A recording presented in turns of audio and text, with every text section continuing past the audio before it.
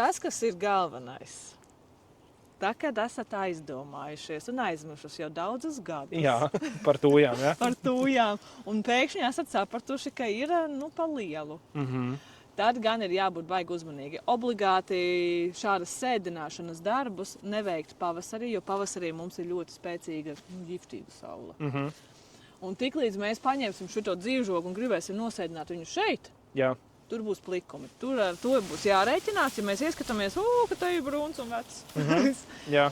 Tad mēs viņu nogriezīsim, un te būs pliki stumbri, un zaļā masa būs tikai ārpusē. Jā. Līdz ar to pavasara saule var apdedzināt to visu. To nedarīt pavasarī. Dariet to rudenī, tā, kad ir vairāk mitrums un vairāk apmācies tas laiks. Un tā tad nākamais, kas ir, un ne tikai tūjām tas būtu, visi vecie nobirušie, kas ir visas lapas nobirušās vai jūsu nogrieztais materiāls, kas ir obligāti jāizņem ārā. Ja jūs tagad iedomājaties, ka galotni griežat nost, tur viss sabirst. Jā. Viņi tur sakaltīs un neļaus jaunajiem zaļajiem zariņiem tur veidoties, tāpēc, ka viņi noēnos. Līdz ar to visu, ko nocērpjat, mierīgi izpuriniet ārā.